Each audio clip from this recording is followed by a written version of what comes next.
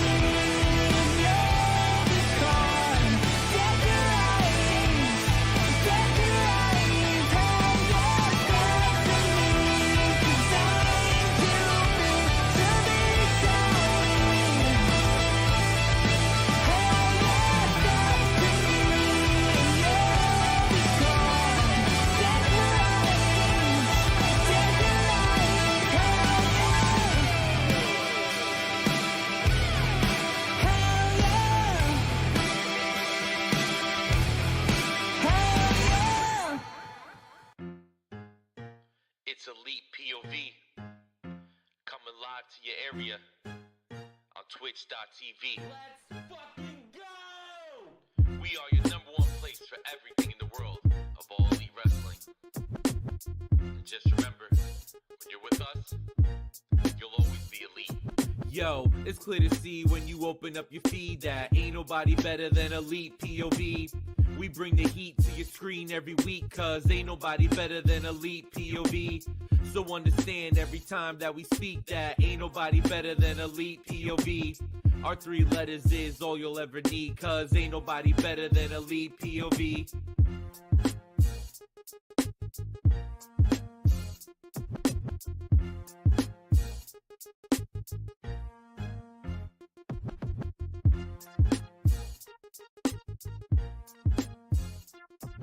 How's it going, ladies and gentlemen? Welcome back to Elite POV, where it's podcast time, and you know what that means. I'm your host today. My name is Kyle Masters, fresh from AEW Dynamite in Toronto. Yeah, you can see me wearing, if you're watching the YouTube or Twitch side of things, you can see me wearing the AEW Toronto shirt that I bought there like a mark that I am. But my name is Kyle Masters, like I said, folks. Welcome into Elite POV. I'm joined by one co-host today. Ant and Phil cannot be here today. So I'm joined by the one, the only 10-star Jackie R. Jackie Rodriguez. Yes, up, Jackie? 10-star. And, very appropriate that you say 10. You see where I went there? You Yeah. like that little segue because your girl came prepared, representing a little bit of Canada since it was the AEW debut in Canada this week. Repping a certain Perfect 10 that made his return in Toronto this week. So, yeah. And the return of the perfection gimmick, which is interesting. I didn't think he would ever go back to that, but it's because everyone's especially babyface. When there's especially when there's another guy running around with a 10 gimmick in the company. That's a little interesting. So he keeps telling the crowd to do the 10 thing too, and I'm like, oh, well, that's gonna work. Battle for the 10. I guess so. So just gonna have to fight to the death for it. He's got a new theme too, which is like it's almost like done almost in the way of his WWE theme, like the way it was produced. So that was interesting. I don't know. Anyways, yeah, we'll talk about that and more, guys. All about Dynamite this week, which made its international debut, and they went to Toronto first for their first international show. I got to be in attendance for that very last minute. I only got my ticket it was Sunday or Monday. I got my ticket.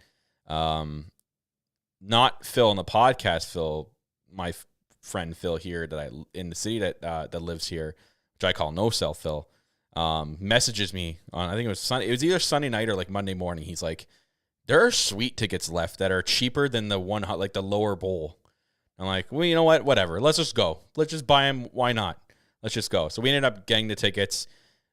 Little did I know that we basically had the suite to ourselves.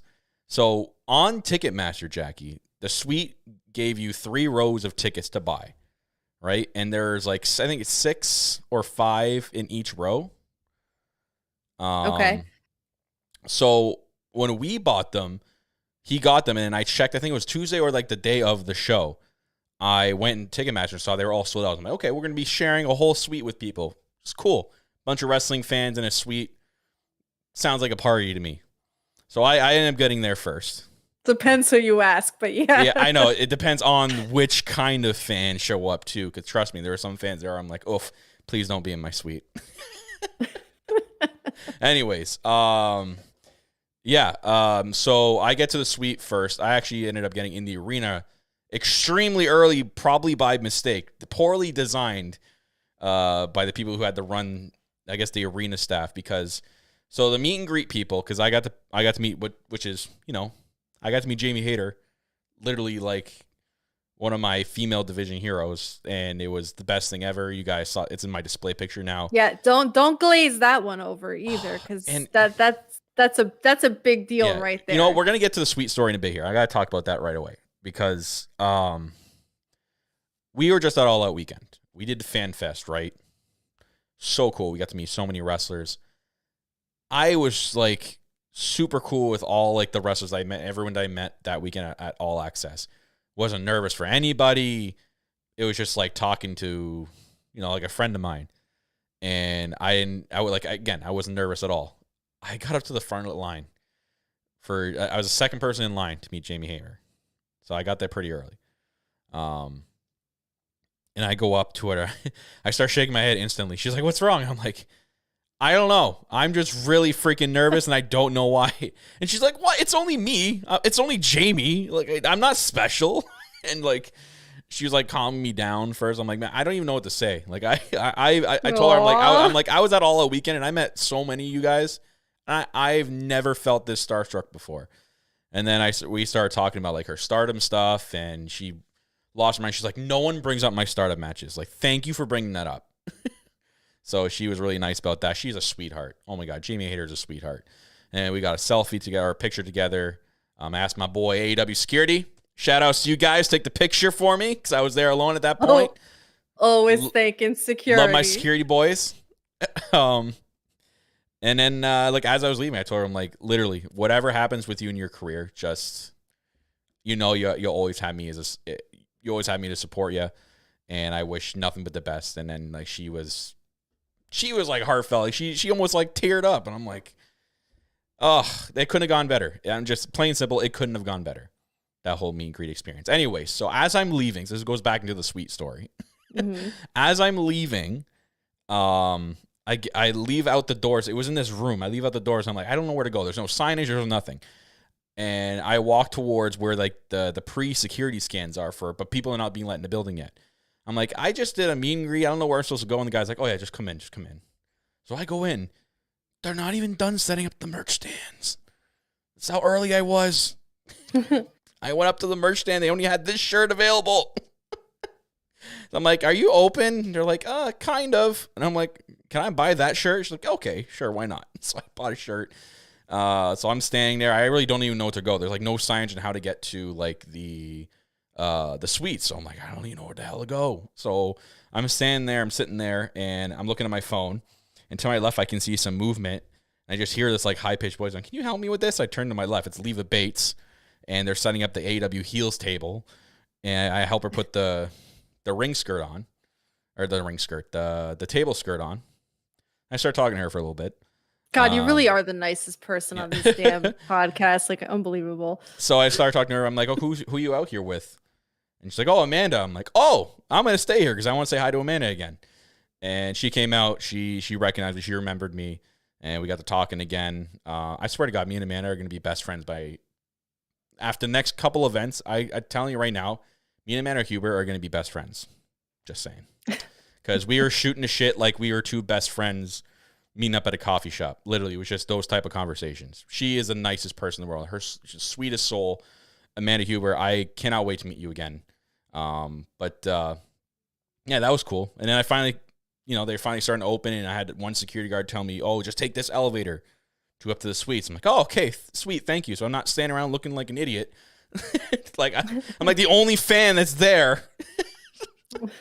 No one else is there. No one's been let in the building yet. So I go up to the suites. I'm the first one in there. And I'm like, holy shit, this is so cool. So I sit, I wait. Like, it's getting close to AEW Dark Time. No one's in my suite. And the No Self-Ill came later. He finally came with a friend of ours. I'm like, man, look how sweet this is. Only one other person showed up, Jackie. That whole night. We had the entire suite to ourselves. No one else showed up. How is that possible, though? And it was sold out on Ticketmaster. I'm like, who bought all these seats and didn't show up? Unless they move people down. I'm going to assume they move people down into the 100s. That's my assumption if people upgraded. Because there's only one other person in there for an entire suite. But it was sweet. Pun intended. Yeah, it was, again, first AEW show. That's like on my historic. I've gone to so many historic AEW events. I might as well just keep doing it, right? I went to the first Dynamite, the first Full Gear, the first Forbidden Door, now the first international show. Got to make it. Got to keep going. Next year they're playing the UK show. I might as well. I'm probably gonna get to that one somehow, unless we do it as a group. I'd love to go to the UK and hang out with Carrie while we go see the AEW UK show next summer. That'd be neat. That would be great. My passport's in working order. I mean, we can make it happen. Anyways, yeah. Enough of my stories here. Going to AEW Dynamite this week. And it was, again, live in Toronto. Actually, we'll talk about the first thing that they announced prior to Dynamite, Jackie, which is massive. And speaking of Canadian in Canada, Renee Paquette is officially all elite. And it was said in the dirt sheets about, I think it was earlier in the day or the day before that, she's most likely going to be AEW bound. I mean, we kind of all seen it, right? Like, we all seen that coming, that she was going to be eventually. But, there was still the chance that she could go back to the WWE, and that was fine too. But this is great. This was a big, big, big signing. They threw her right into the wolves. Literally, first episode, she introduced Christian right at the beginning. She did a bunch of backstage interviews. Which is fantastic. She's a good personality to have, right? She's well known for her stuff like that. She's really good at her job. And if they plan on doing a bunch of, like, it's perfect timing as well, because Warner and Discovery have come out and said that they plan on, they love how much how crazy AEW has been, and they want to start doing more like non-wrestling stuff with AEW.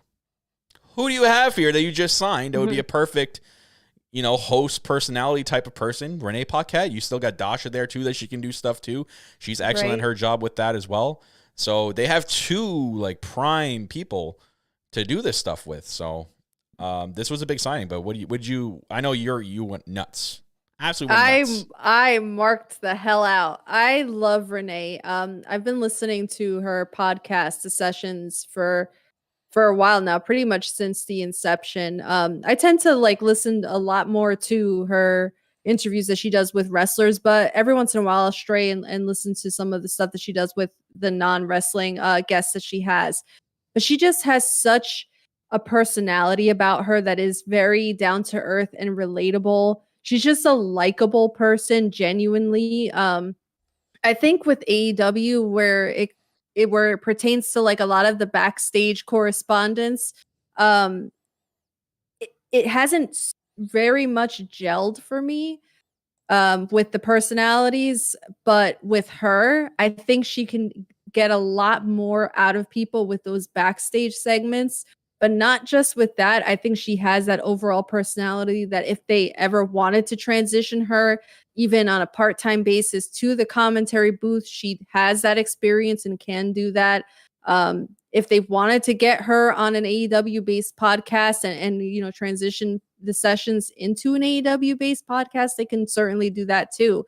But she just has that flexibility and that capability of really just being an in the pocket person to do that. She's just like I said, she's just that very relatable and likable person. And I'm sure it also benefits her to be on that schedule now with Jon Moxley and, being that they're co-parenting and stuff like that. I mean, it's certainly a perk for them to be on the road together more. But it was just a fantastic signing. Great news. I kind of wondered, I mean, aside from the fact that, yes, she's a mom and everything like that, I was kind of like, what took you so long? Because she's a great get. Yeah. I'm just very excited to see, how she grows within the company, and just the fact that now they just got Saraya into the company, and knowing the friendship and the bond that the like two of them have together. I'm sure they're, Saraya's very excited to have her there also. So, I mean, it's a very, very great get. I'm so excited for that. Yeah. And again, she's a personality that's well known, right? It's like she's got that the name backing to it. Just like when they signed Saraya for this women's division, she's not only a great wrestler, she's got the name factor behind it. So this was awesome. I'm glad they opened up Dynamite like that. The crowd went nuts. You know what? And I want to say this, and I know a lot of people that go to AEW events, when they rewatch back and they listen to the noise. The crowd noise doesn't do justice on TV. It's a lot louder in the arena than when you watch back on always on TV or listen to the audio. It was loud when she came out. It was loud when FTR, your boys, came out. It was a lot louder than what I listened to on the replay of it. So the TV audio doesn't do it justice whatsoever. But anyways, great that they've got Renee in there. I'm excited for her future and what they have planned with the non-wrestling side of it. I know that she's most likely going to be a huge part of that. So, what was funny though? And, I'm not for this whole, with we talk about it all the time, but like we're not the podcast, and we're not the people that buy into this tribalism shit. And, we're not for that. We just ignore it, and we like what we like. We don't like what we don't like, but we don't go out there and try to spread negativity. What I found pretty funny was the meme that was going around of Tony Khan as Thanos, and had the Thanos glove, and it was everyone from WWE backstage. Who are literally in the company. Well, one might be not be anymore, so we'll see. And speaking of that, this kind of ties into what I want to talk about next before we get right into Dynamite. I tweeted out something while I was, waiting in the concourse all awkwardly. Dude, I stood there. I was the most awkward person in the world. Like, I didn't know where to go. Like, I was stuck in, like, one place. And, like, Dasha and Alex were just finishing doing their the pre-show thing. And they're sitting there, like, editing it on their phone. I'm like, I don't know if I should be here right now. Anyways. Waiting to get kicked out. Yeah. So I looked at the merch stand, and while like they were taking out more merch, and they start setting up one in the glass, and I'm like, that's the Elite shirt. Like, oh, that's the Elite Canada shirt. I'm like, that's interesting. Let me tweet this out. Not thinking like 5 minutes after a tweet, I'm like, oh no, wait, what if I know like it's not like I wasn't supposed to, but I'm like, I knew what it was gonna start, a shitstorm. And sure enough, the tweet has like almost 1,800 likes right now, and a hell of a lot of quote retweets with people either freaking out or going and being a crouton. Oh my God. As soon as I saw that you tweeted that out, I was like, Kyle basically burned Twitter to the ground because everybody's like, I want to have hope. Yo, I want to have hope that the Elite is going to show up. I've seen that picture be used in a bunch of stuff and other, like, No Self-Though showed me Reddit, and people are spreading it all around Reddit. I'm like, yo, that's my exact picture. Where my photo cred? Yeah, there's no such thing as freaking photo cred. Hey, ever. I tag Kimber Lass. Every time we use one of her pictures for a thumbnail, I make sure that we tag her. That's because you're a decent human being. But I'm like, when I took that photograph of Hangman Adam Page holding the casino chip in Philadelphia, and that shit went like blew up, I saw that everywhere, and I'm like, I'm like, this is a great photo, and nobody's crediting for me. I'm like, I don't care. People, I know it's my photo, and I know people are gonna steal it. Yeah, it belongs to the internet now. One person that I did want to meet there, and I couldn't because I was in line waiting for Jamie Hayter, was what's her Twitter name? Is it Mel Combat Art or something? Mel Art? Coleman. Coleman Art, yeah. So I was literally like around where she was, like tweeting out where her location was, trying to give away these things that she makes. The Bryan Danielson. I was literally around the corner from her. I literally could have walked like 30 seconds around the corner, and I would have found her because I knew exactly where she was because I know that area. And I'm like, I can't move. Oh my God.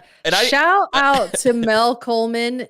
She's one of my favorite artists on Twitter right now. Like, her artwork is the most breathtaking, phenomenal freaking artwork. Unbelievable it's realism. So just like shockingly, like I look at it, I'm like, this looks like a photograph. I'm like, no, this is actually somebody's look at artwork. This photograph. But so damn talented. Yes, yes, Canadians. Like, it's just an all Canadian episode. That's why I got the flag there, right there, guys. But yeah, I really wanted to meet her. I didn't want the photo. That's why I DM'd her. I'm like, I don't even want you to enter your contest. I just want to meet you. But yeah, sweet person too. I know. I wish I got to meet her. It'll be other shows. It's all right. So I really didn't want to get out of line because it's a second in line to meet Jamie Hayter. I ain't passing that opportunity up. Nope. Anyways, what was I gonna say? Oh yeah, the shirt. So yeah, that happened with the shirt. Again, which was interesting. For as far as I've heard, that's still tied up. And as far as what came out in the news saying that both sides haven't heard from AEW, that's most likely because CM Punk is threatening legal action. From what I've heard, it's due to the fact that they want to buy him out, right? They don't want him in the company anymore because the Elite are threatening to walk if he does stay. You know, I mean, things could change later on, right, guys? Like, things could change 2 months from now, 3 months from now. You know, they could swallow all their prides and make up. You never know what happens. But as of right now, you know, Tony Khan wants to buy him out, but then he's threatening legal action, so. Freaking painful. They're basically the at a whole standstill. Situation is painful. Yeah. Like, you know, we went that long, you know, without Kenny Omega because of the injury and the surgeries and things like that. And he's back for like a few weeks. And now we're without Kenny again. And that is like the biggest thing. And I'm not throwing any shade. I swear to God, I'm not throwing any shade to the Young Bucks. But the Kenny thing is freaking killing me. Yeah. And the fact that they had their Canadian debut and Kenny Omega did not get to be a part of that show. It's just like that's painful. Excuse me, I'm drinking water here. Ascended is asking, wait, hold on. Kyle, I gotta ask, over or under the times you marked out at that show? I'm setting it at 5. I wouldn't necessarily, because after I met Jamie Hayter, I was pretty much in shock the rest of the night. Like, I couldn't, my nerves were shot the rest of the night. I'm telling you right now, Ascended, after meeting her, like, I was shaking for, like, the good first hour of Dynamite, because, like, I couldn't believe that I actually met her. And I've wanted to meet her for a very long time. And I even, like, I told her straight, I had a long conversation with Jamie. I'm not going to sit here and explain everything. But, like, I went over, I told her, as soon as you were, like, debuting, I'm like, there's something, like, about you. Like, I couldn't figure it out, but there's something that, I saw something special in your in-ring ability. And she, oh, God, she almost cried. And I'm like, then I started following you in your Stardom journey. And I'm like, oh, my God, your Stardom matches were unreal. And then we started talking about Stardom for, like, 10 minutes. And it was awesome. But anyways, yeah, back to what I was saying.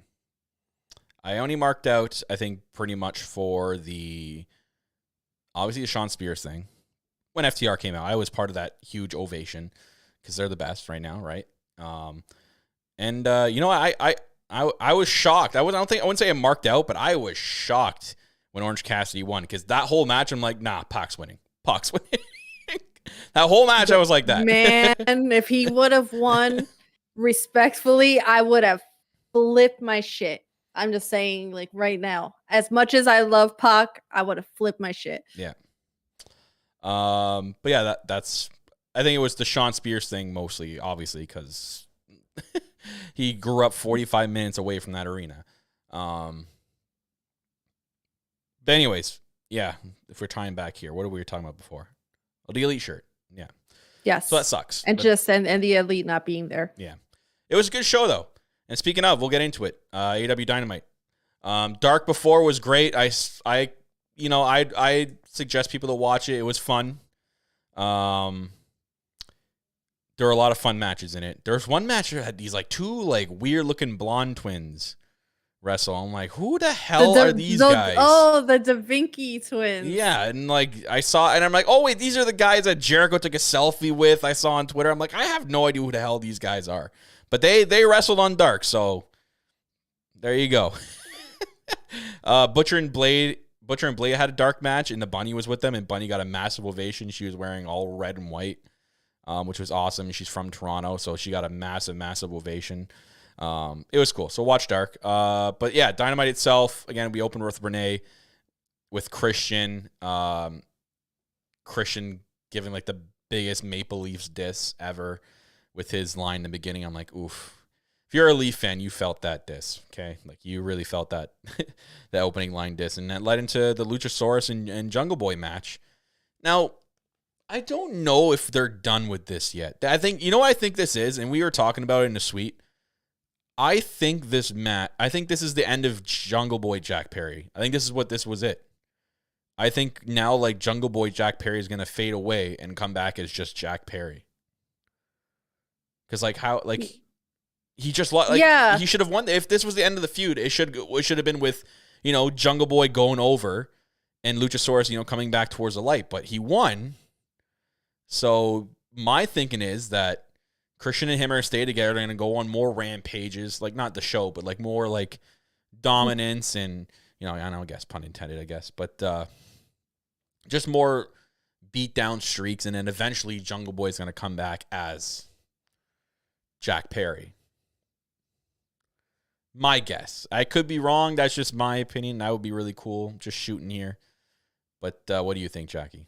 Yeah, no, a friend of mine had asked me about that because they were like, why are they suddenly bringing up the Jack Perry name? And I thought to myself, I was like, well, I think that they're going to slowly start trying to transition him out of that Jungle Boy gimmick and try to like make him more serious and take him out of the, like, I hate to use the term like cartoony, but it is kind of a cartoony gimmick. But yeah, I'm like, eventually, like, we thought, you know, going back, that this particular match was going to take place prior to the Christian Cage match. Like, we thought that this was going to be the stipulation match, basically, for him to get to Christian Cage. He was going to have to get through Luchasaurus. And then it went through the opposite realm. And it seems like this is kind of like more of the money match, so to speak. But it's like, it's kind of like all over the place at this point. The match itself was good, Oh, but we great. all know that Jungle Boy delivers and stuff. And then that's not a knock to Luchasaurus either, because he's also like really talented in the ring. But there's something about Jungle Boy when he gets out there, he's one of those can't miss competitors. That freaking table spot though scared the shit out of me, because I don't know, like from the TV angle, it looked like the table was too far from the side of the ring. It did. Yeah, I saw that. And I was like, they're not gonna freaking clear that shit. Like, it's too far. They got to move it closer. Like, oh my God, this is gonna be a botch, like whatever. But they cleared it. And I'm like, okay, well, I guess I was wrong. Maybe it's because Luchasaurus is so damn tall. Like, they needed it to be further away. But again, Mama Jack's moment where I'm watching and I'm like, children, please, you're gonna get hurt. Like, stop doing this. Be Mama Jack's looking out there for the wrestlers.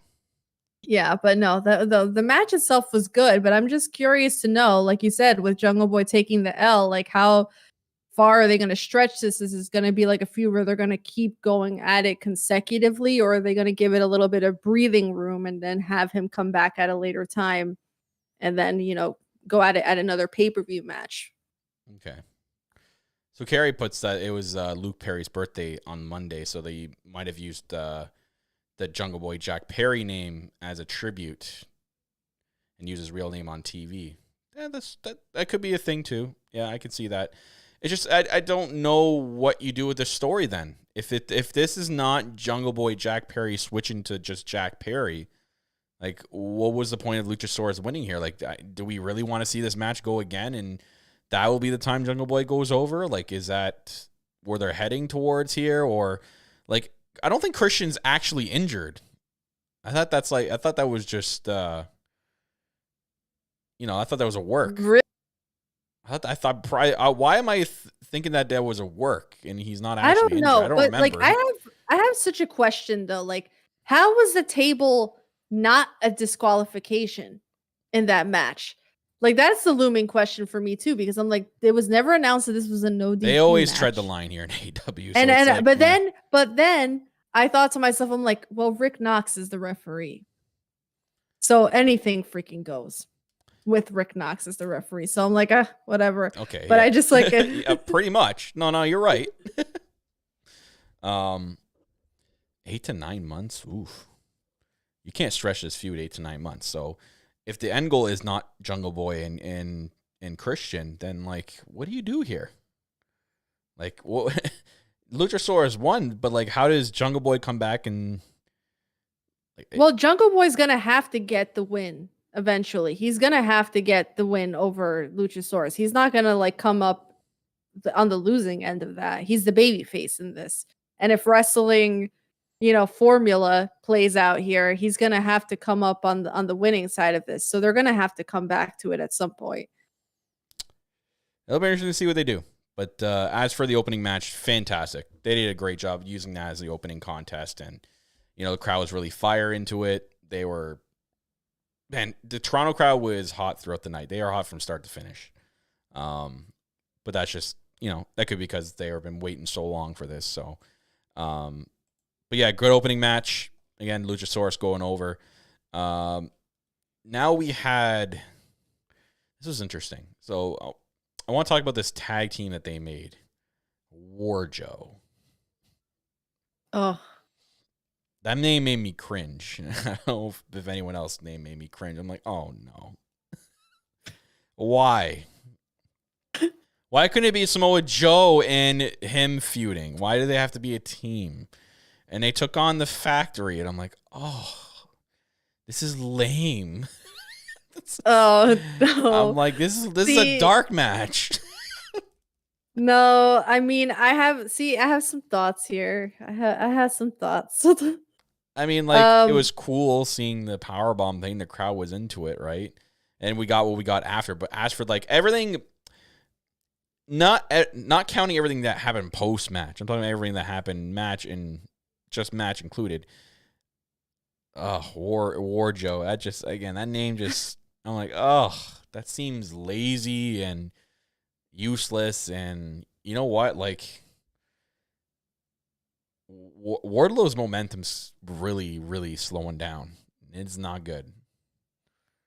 it's an interesting approach in a way, because you have two singles champions, not just two singles competitors, but you have two singles champions, two TV champions at that.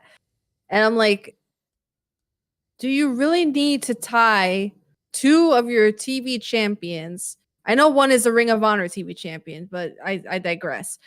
In a tag team situation, I am not really about this in the long term. To do it once, twice, I'm okay with it, because I'm not opposed to seeing two guys like Wardlow and Samoa Joe be dominant forces against like whatever. Could they have chosen better opponents than the Factory? I'll always say that they could have, because I'm not pro Factory. I'm not pro QT Marshall taking up TV time. I'm sorry. I respect very much what he does for the company in terms of helping to train people and build new stars, but I really don't need to see him taking up Dynamite TV time. I just don't. But I do not want to see this drag out for weeks at a time, meaning like the Wardlow and Samoa Joe thing. Like, yeah, it's a nifty little like catchy name, the Wardlow thing. But for me, respectfully, please do not tie your TNT champion up in a tag team situation. Let him go and defend his belt. Tag team wrestlers. I'm like, you have a very thorough tag team division, that you can showcase for tag team wrestling. That's plenty. Why wasn't FTR out there doing this? I have no idea. And I'm like, I get it. You just had, Wardlow in a singles match, against Bryan Cage. So it's not like you're not doing anything with him in the singles division, but just like, please, for the life of me, I don't need to see this weekly. Yeah. And it's like, he's your TNT champion. When's the last time he defended that belt? I mean, yeah, it was recently, but like before that, it's not a lot though. It's not, they're focusing more on the storyline with him and Samoa Joe and the embassy and like FTR's tie. It's too much, and it just feels clustered, and it gets a little convoluted. It feels like it's just, there's no like real like thought in an end goal with this. It kind of feels like it's just put together for the sake of getting them on TV, kind of thing. It's probably not the reason. To me, that's just what it feels like. Like, it doesn't feel like this is legit and this is actually going to lead to something. That's why, like, I was there watching live and I was like, okay, come on, Joe, just turn around and hit Wardlow. Like, crush him over the head with your belt.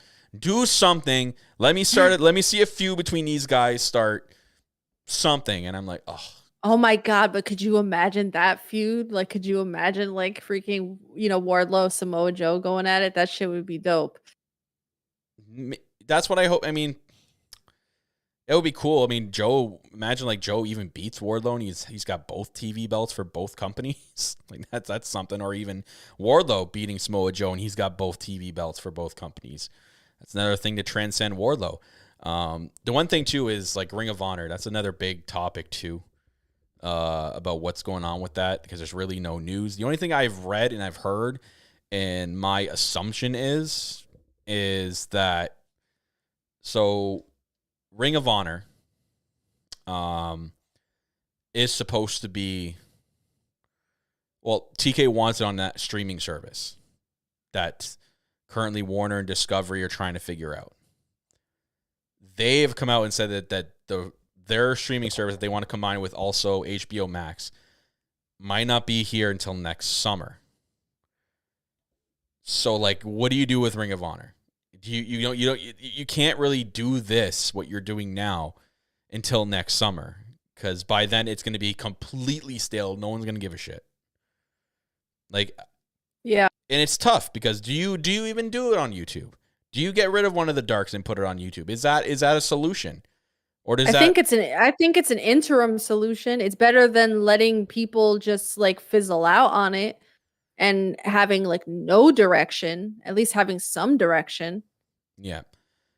I think you have to do something, like even if that's it, even if you can get an arena somewhere that you can rent out for multiple tapings, if it's that studio that you do dark out of sometimes, and you just do a shit ton of Ring of Honor episodes, and then you get those going. Like, you have to do something. You can't them just appearing on and off TV, and you're switching the ring announcer around and the commentary around, and there's a random Ring of Honor title match here, a Ring of Honor title match there. We're gonna have another Battle of the Belts, and there's a Ring of Honor title match on it. It's just it's weird, you know. Yeah, and it's like when you're seeing the Ring of Honor World Championship defended more consistently than the TNT Championship or the TBS Championship, and it's just like, let's not do this. I don't know. It's interesting, and they gotta do something. They gotta do something, right? I don't think everyone in the States gets Fight though, Carrie. Right? You guys can't. You guys don't get Fight TV, right? Like, you guys can't watch. We have Fight. Okay. We just don't have the AEW Plus option. Okay. Yeah, but we have Fight. So yeah, then your boys came out. FTR, massive ovation. So happy, so damn happy. Your boy even dropped the F-bomb there, which they had to blur out in the replay, which is hilarious. But they just missed it too. It was just like half bleeped. But it's like I told him, I'm like, you got so excited you forgot where you were for a minute. You dropped that F-bomb right out the gate. But and then they talked about tagging on Rampage. Yeah, I'm just fixing my camera. And asked the crowd, what time does Rampage start at? And like, obviously just for the Eastern people. And everyone started. Right away, okay? Like, no one was saying anything. I stood out of my seat and I yelled 10. You can, if you literally go back and watch and listen very carefully, and you'll hear a guy in the background yelling 10. That was me. Because I yelled it from the suite up there. I'm going to have to go back and watch and listen with like headphones on. Yeah. And then he came out and I went nuts. And I'm like, okay, sweet. He's back with the 10 gimmick. And they gave the big rig to what's his name? Aaron Solo. And that was it. So I'm like, it was great. Sean Spears back. I'm like, And then him and Wardlow had that little stare down with each other, and then they kind of hugged. Just funny. But anyways, we're going to move on. Talk about something exciting here. That was Swerve and Billy Gunn. God, is the Acclaimed ever over? And I think Billy Gunn is more over with the Acclaimed than he ever was with DX. I'm going to say it. I think this is the most he himself, not DX, he himself has ever been over. No, that may be valid, because I was a huge DX mark, and Billy Gunn was never my favorite.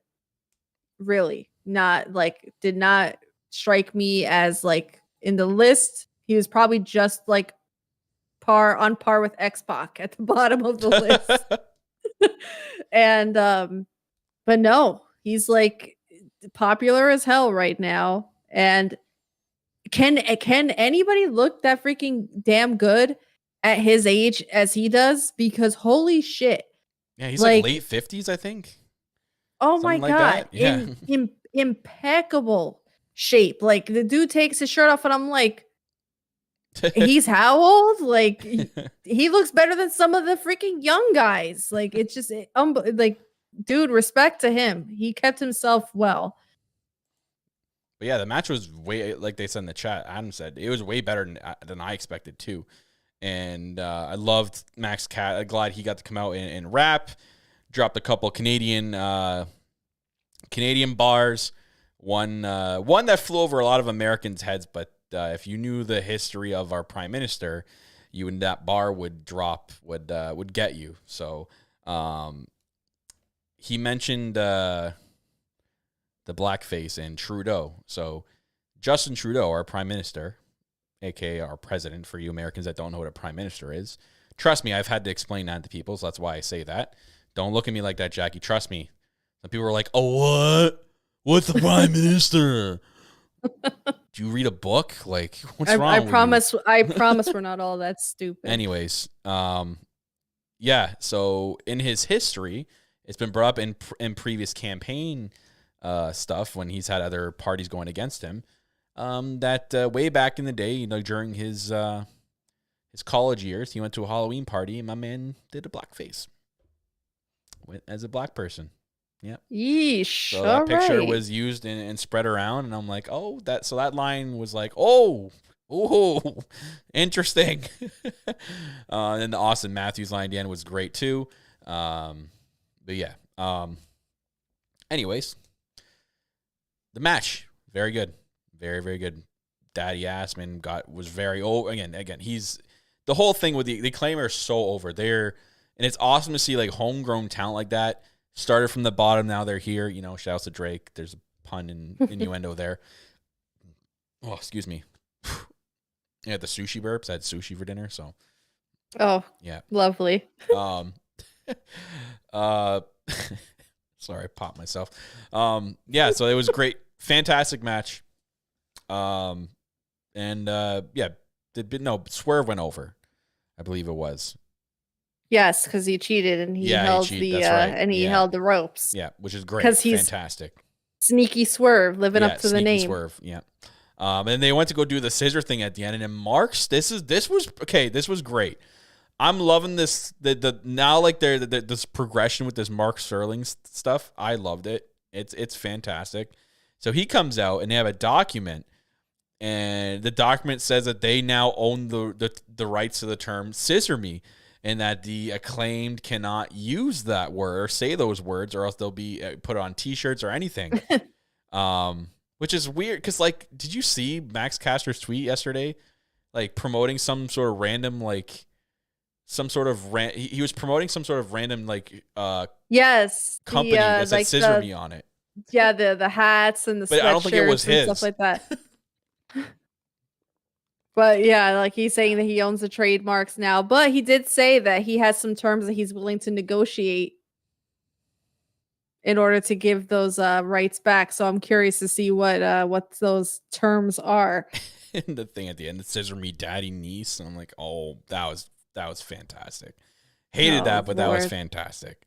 But it's like it's such goofy shit when you think about it. Like it really is like it's very silly and whatever, but it's like, what way can you get the crowd to hate you more than taking away this thing that they freaking love so much, and which is the Acclaim doing this goofy scissor me thing. So it's like, how much more heat can you put on Tony Nese and Mark Sterling than to take away this beloved scissor me? And then we had an MJF backstage interview, which was really good. My dude and I tweeted right away after listening to that interview with Stokely. I put them like, MJF in 2024 is going to become the most paid AEW wrestler. Yes, I think he's staying with the company. That's my opinion. You guys that want him to go to the Fed, you can want him to go to the Fed all you want. That's your opinion. You can do what you want with that. But I think he's staying, and I think he's going to be the most paid AEW wrestler, and he deserves it, right? I think he 100% deserves it. He is money. He's money right now. He's an unbelievably captivating promo. Like he's just, and sometimes I forget how young he is and how like fresh out the gate he is, because he sounds like somebody that's been doing this forever. And there are people that have been doing this far longer than he has and cannot cut a promo that really just grips you the way that he does. And there's levels to him that I don't think you can just necessarily teach that. I think you either have it or you don't. And he really does. There's a certain level of realness to him. And I used to I gotta say, like when he first debuted, he used to grind my gears so bad just on that real heel shit where it's just like, oh my God, it's that go away heat. Like, shut the fuck up and get off of my TV. Like, please. I don't need freaking 3 segments a night with you on it. But it's just like the way that he's evolved the character where he is still that like really like evil, conniving piece of garbage. But there's just something about him that when he talks, everybody shuts up and listens. And he knows how to work his stuff. And like you said, when it comes time to put pen to paper again, I think he's going to be, he's the guy that you want to stake your company on in the long run. Exactly. And speaking of him, interesting story. So I in between that, I went up just to go get a snack. And as I'm coming back, I see like a bunch of security coming behind me. Like, okay, I'll let them go through. Who's following the security guards? MJF. He was literally a couple of suites over from me doing that whole thing with the Moxley and Hangman thing, which we'll get into in a second here. But yeah, just walked right by me. I'm like, oh, well, hey, MJF. Hey, didn't want to say anything because I know you probably would have called me a mark or something. But anyways, yeah, that led into John Moxley and coming out, which was awesome. He got a really good ovation, pumped up the crowd. Hangman Page ends up coming out after as well. And man, oh man, did Hangman Page ever cut one of the most emotional promos. Emotional damage. Emotional damage is freaking right. Man,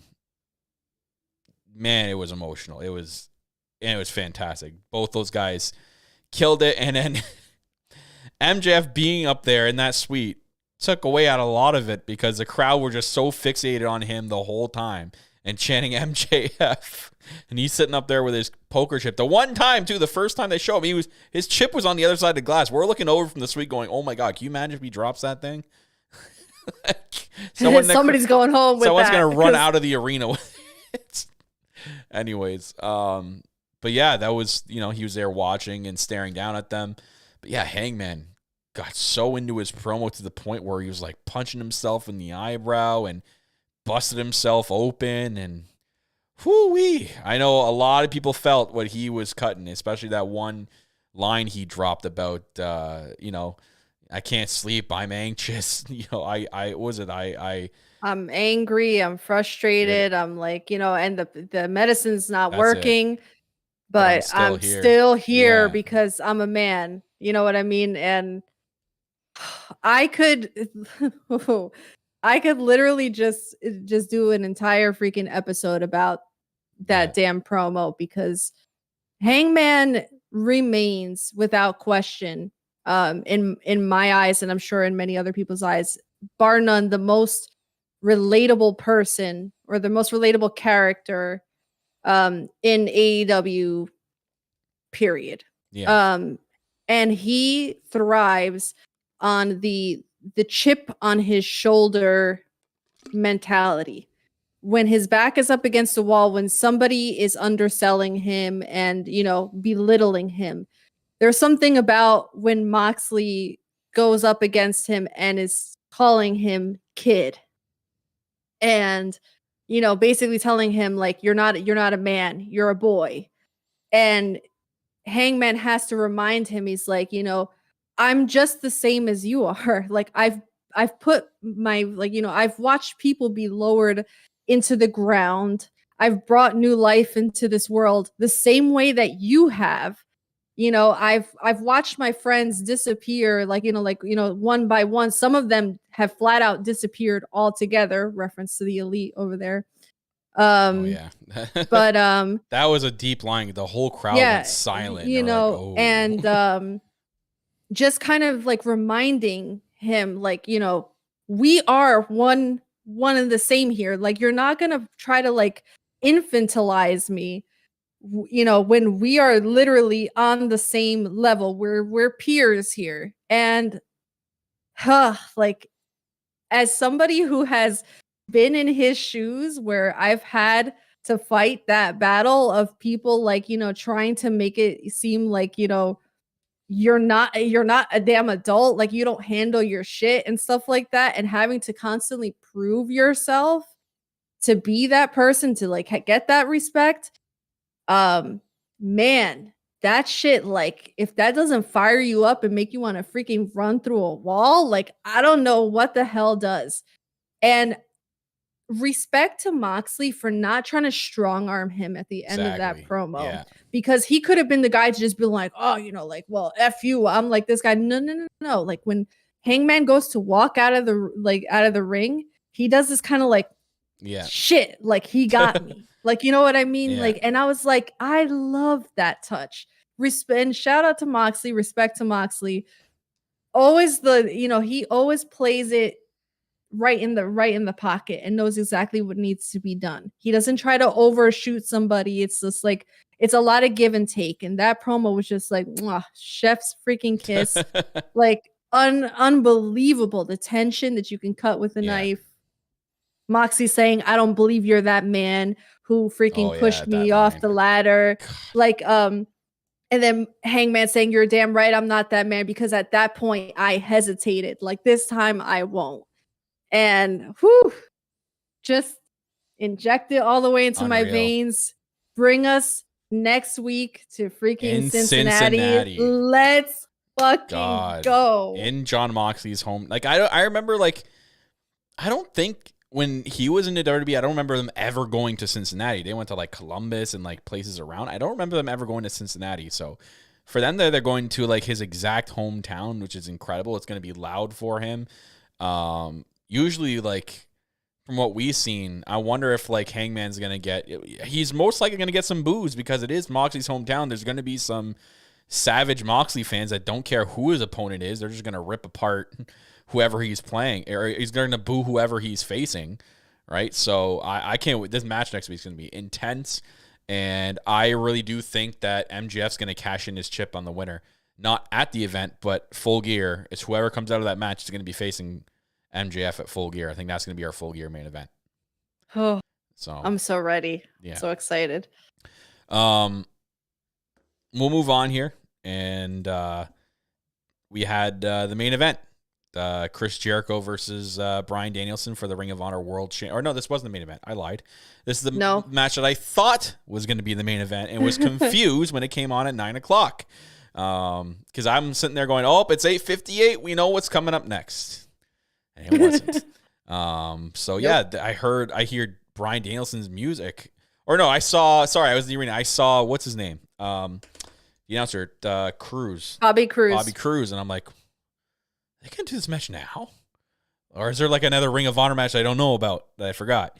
Right? And sure enough, is the world title match. I'm like, okay, this is an interesting time. I'm like, then I started like doing like the whole Mark guessing, going, oh my God, that means the Elite's here. They're going to be in the main event. You started working yourself into a shoot. Yeah, working into a shoot, brother. Anyways, we had this match. So it was Lionheart, Chris Jericho, and it was another great match. These two are having some really banger matches together. But we get, again, Jericho defeating Bryan Danielson. I'm like, interesting how they did this again and having him win again. So I'm like, ooh.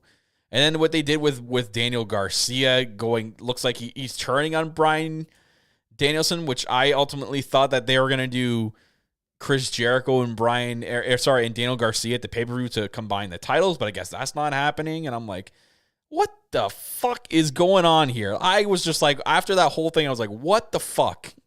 Like, what is actually happening? Never say never.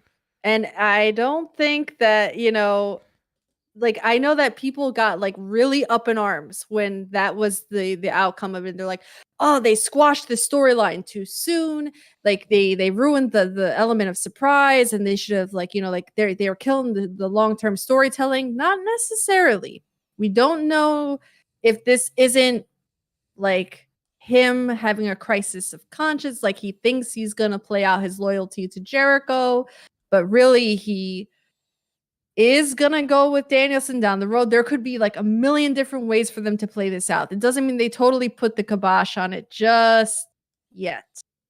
Some people were really like, I always love when I see people like going to the freaking tape and they're zooming in and they're like, you can see that in his facial expression, he had regret and remorse in his face after he did it. And I'm just like, how the hell are you studying like down to the facial expressions? But you never know. No, like I mean, like I don't know. Like the match itself was very good, but it's Danielson and Jericho. So yes, it's gonna be good. It's just two straight losses. But or Bryan Danielson, and especially to Jericho, the same person. So like, how do you bounce back from that? And what's the pay-per-view match going to be? But it's like it's 2 straight losses, but this one like it's on a like well, you can't have a rubber match because he's up 2-0. It's on an F finish. You know what I mean? Like as we it's like still to a call finish. It. Like, you know what I mean? If you did a third match, it's like even if Bryan Danielson wins, Jericho beat him twice. So like, what? But he cheated. He freaking cheated. Still counts. Bastard. It's still written in the record books as Jericho 2, Danielson 0. Jericho's an asshole. No, I mean, just like regardless, I'm like, get Paul Turner out of these matches too, because I'm like, he's the one ref that's forever taking bumps and getting hurt, and that's when the shenanigans happen. Please, like, I'm tired of it. I'm tired of this shit happening. So I wonder where Danielson goes from here, though. Also, that should be noted. Paul Turner was the referee in this match. Yes, the first Aubrey time. Edwards that was the first not time reffing a Jericho match. And it was like 44 matches.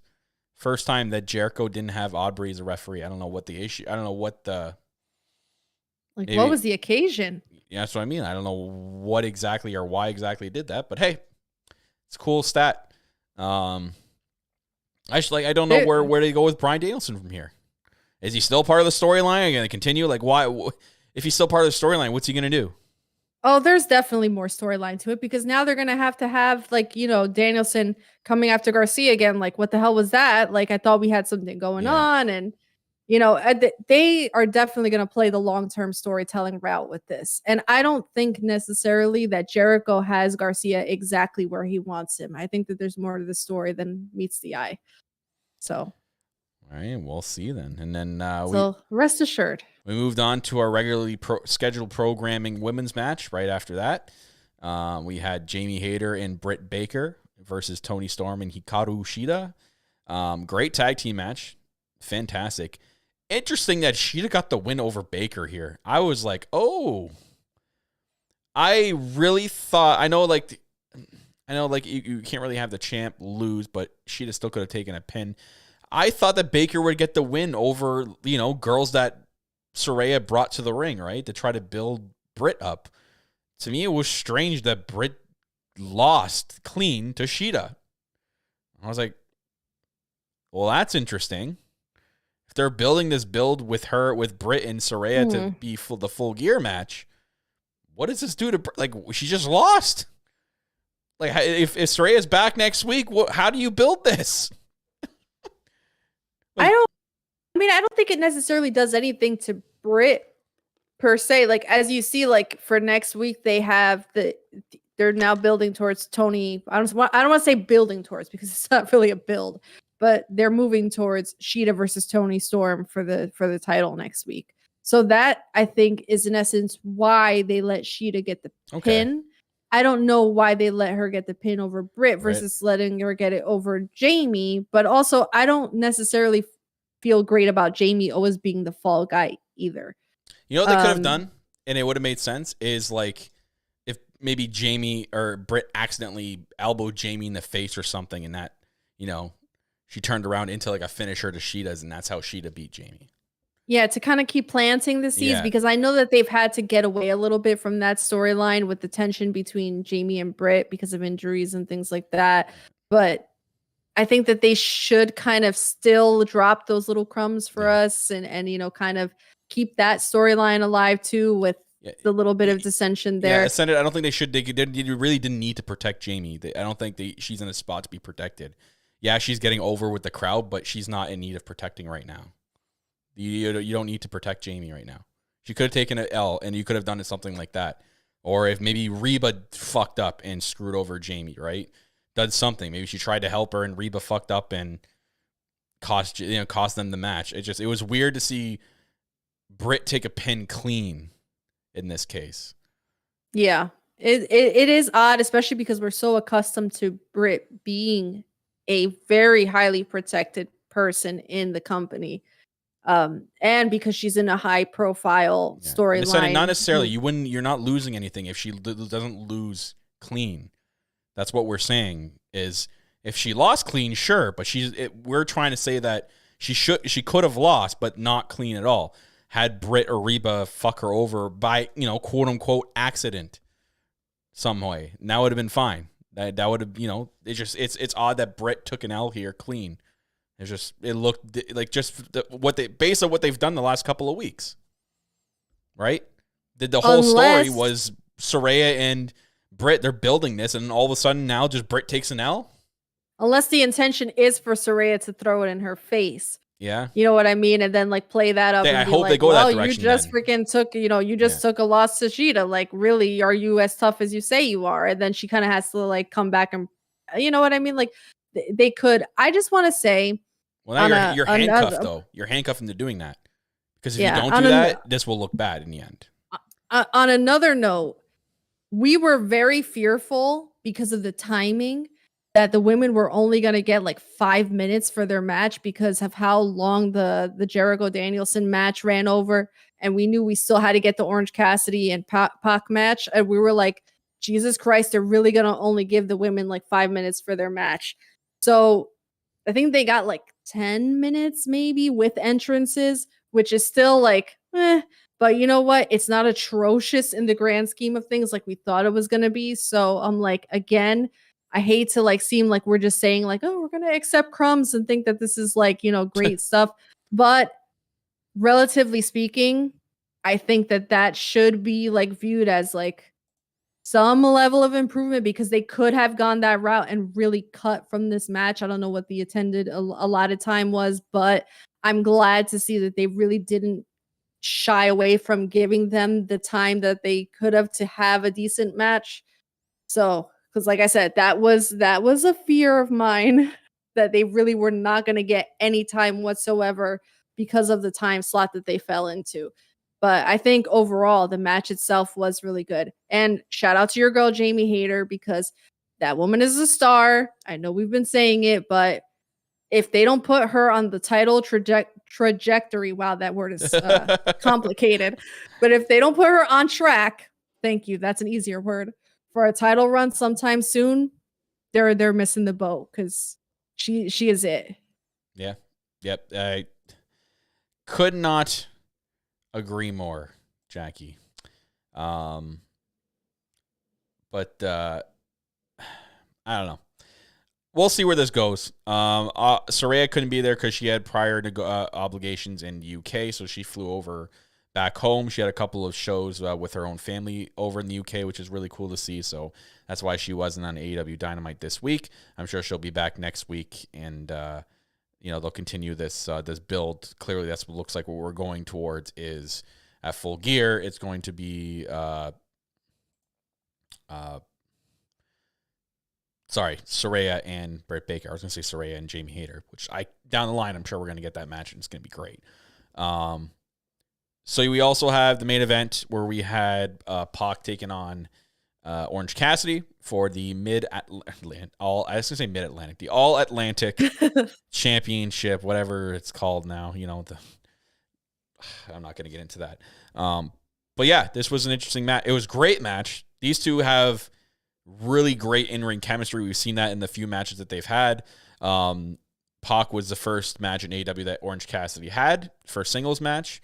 And this was awesome. What a main event. And it ended with Orange Cassidy winning, which shocked me. I didn't think they were going to pull the trigger. I know a lot of people thought because this was the main event, it was going to happen. Sure enough, it did. Orange Cassidy's first singles belt in AEW is the All Atlantic Championship. Oh, excuse me. They had a really cool finish. Had the best friends come out. The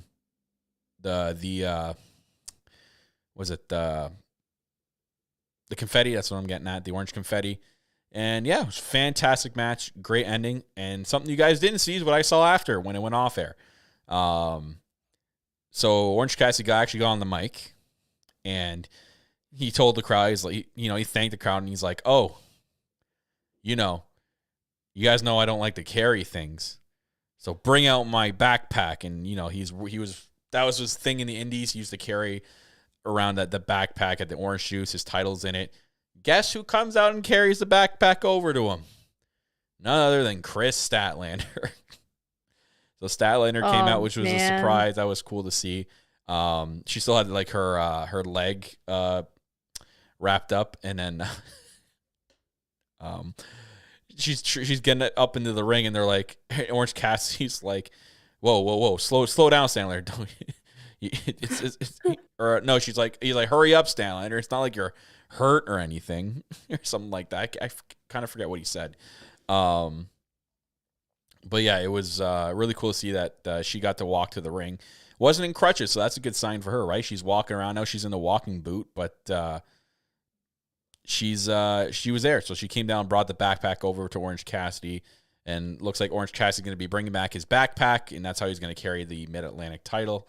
So, our Mid-Atlantic, All-Atlantic title. But I thought it was a great match, Jackie. I know you probably thought so too. It always is with these two. And Pac is just like an unfreaking believable talent. Like the things that he is able to do in the ring are just, they shouldn't be allowed. They shouldn't be capable. Like he shouldn't be capable of a man his body type just throwing caution to the wind. He's just like, he's one of a kind. And I will always heap praise onto him. And he should have been the first to hold that title. Congratulations to him. I'll always throw that respect on him. But going into this match, I said, if Orange Cassidy gets to lose another one of these title opportunities, so help me God, I will flip everything on this damn desk, because not again. Like, you cannot do this to this man. You cannot put him in another situation to potentially win a belt and then have, for what? For him to lose again? That's like, his thing, I was like, that's his stick. He no. just loses title matches. That's his thing, you know? No, I was like, not again. Like, not tonight. Not tonight. But you know, they have historically produced some of the best matches in AEW history. Which people in the peanut gallery can say whatever they want about Orange Cassidy, but when push comes to shove, that man delivers in these matches. And this was no different. So main event, Orange Cassidy becomes All-Atlantic champion, Orange Cassidy. And I know that there were plenty of people all over social media, for all the naysayers, there were plenty of people that were very, very happy about this moment and were celebrating for him. Oh yeah, their crowd went nuts in Toronto. It was crazy. I think it was a really great moment. And no, the match completely delivered. And despite the fact that, again, it was on the shorter end, again, for where it was, you know, it fell in the time slot. Despite the time constraints, they delivered in the match. So shout out to them. And Pac was a great champion, but now it's Orange Cassidy's time, baby. He still is a champion, technically. Also, shout out to Frankie Bebop in the chat. Frankie Bebop. Forgot to do it earlier. But yeah, technically he's still a champion. He still is one half of a third of the trios champions. But yeah, great main event. That was a fantastic Dynamite. Crowd was hot throughout. They were even loud for AEW Dark. It was such a great event. Awesome to be there live for it. And Rampage looks like a pretty good show. We got your boys FTR and Sean Spears, Pinnacle, getting back together to face Brian Cage in the Gates of Agony, which is Khan and the other guy, I always forget his name. John Moxley and Claudio Castagnoli are going to take on the Butcher and the Blade, which is really cool. That should be a good tag team match. We also have, sorry, I just had it here. So Jericho, I guess, and Daniel Garcia are going to speak. So we're going to hear what they have to say. We also have Nyla Rose taking on Anna Jas, and then Ethan Page taking on Isaiah Cassidy 1-on-1. So Ethan Page getting a hometown welcome as well. I'm sure he's going to get a big pop. And Nyla Rose, speaking of pop, Nyla Rose popped me right now because she stole the TBS belt away from Jade, and she's going around holding the TBS championship. And she was in one of the malls in Canada the other day, and she tweeted, there's a store up here called Dynamite. So she tweeted a picture of outside the store going, all right, Jade, I'm here. Where are you at? Nyla is consistently one of the most entertaining people on the roster. And the fact that she is not utilized more in any capacity. I know that, like, you know, maybe you can't have her wrestle all the time, but give that woman like a microphone, give her own show. She should be running the AEW Twitter account. to just give her like, like the way that RJ City has his, AEW, something like that, because my God, like just the gift of being the wittiest person, just freaking effortlessly funny. Please just like give Nyla the world. Yeah. I think she should be running the AEW social media account. Just saying. She'd make that the most followable thing. It would be amazing because her on social media is like the great. If you don't, I don't know how you're not following Nyla Rose yet, but follow her on Twitter because she is the best follow ever. Guaranteed to make you laugh every single day.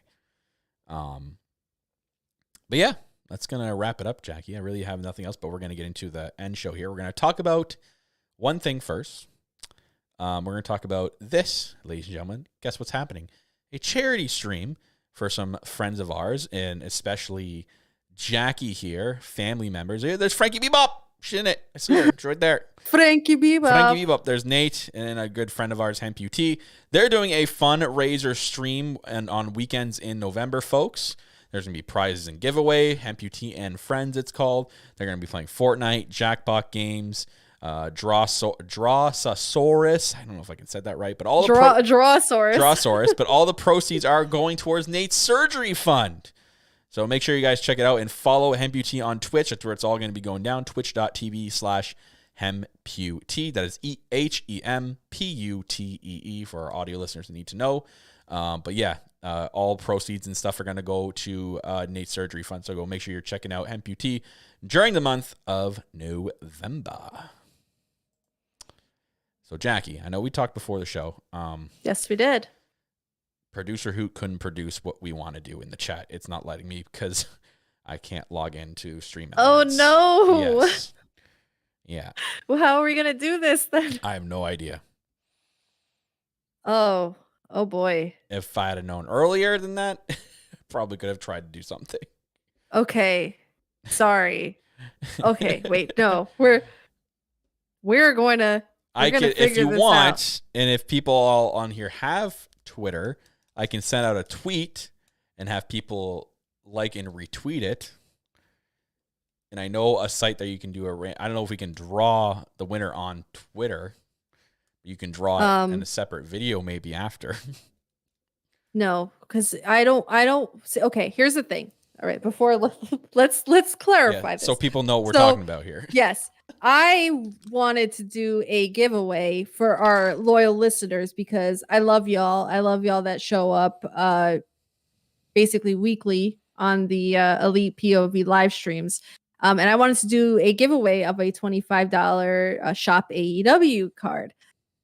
And usually what we're able to do during the streams is a Streamlab thing where you'll do like an exclamation mark command, like exclamation mark ticket, and you'll be entered into a randomizer. I'm going to try it one more time and try one more thing, Jackie. You keep discussing that, and I'll see if I can get it. Yes, and I would be able to just randomly select a name of a person who's in the chat, and I want it to be somebody who is in this chat tonight. I don't want it to be open to just anybody who follows the account because I think it should be, open to the people who actually show up. That's just me. What I could do is, take a screenshot or something of the people that are here because I do have y'all on Twitter and do a randomizer on a different site and then just notify you via DM and say like, hey, you won. And I'll send you the code because I would like to give somebody something. It's not working. I don't know. Damn it. Yeah. Streamlabs, you're a jerk.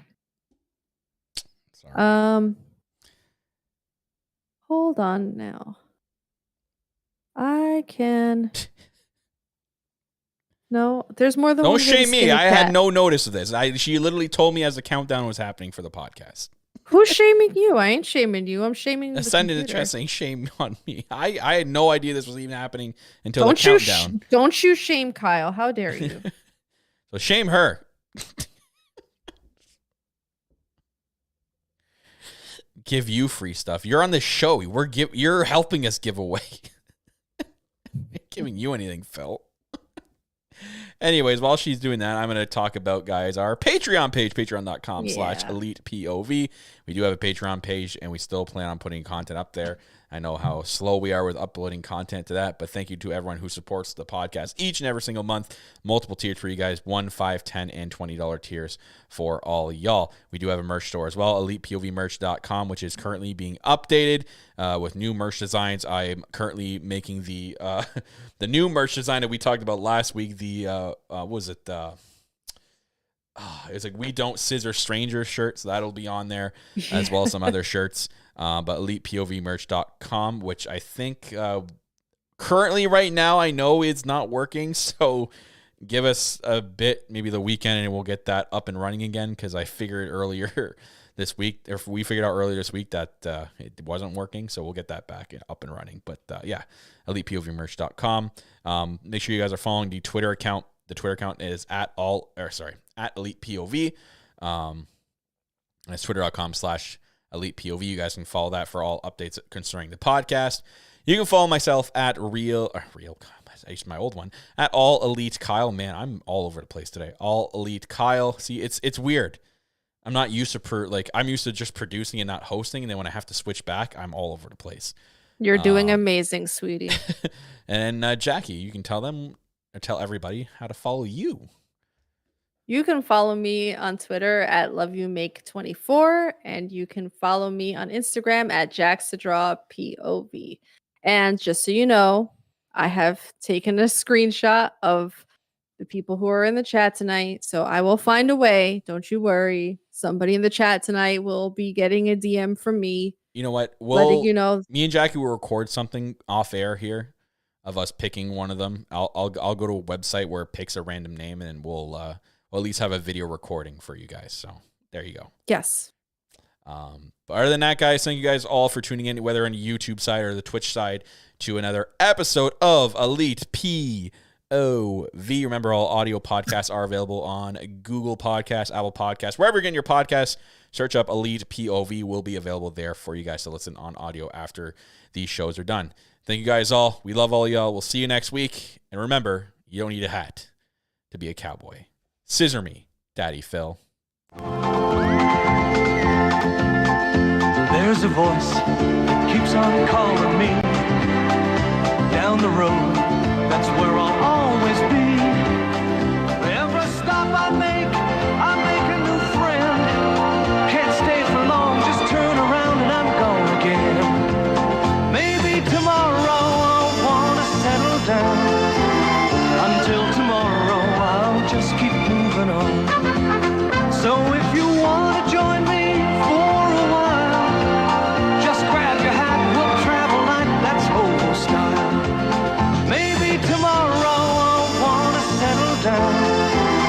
Until tomorrow I'll just keep moving on. Nice work, everyone.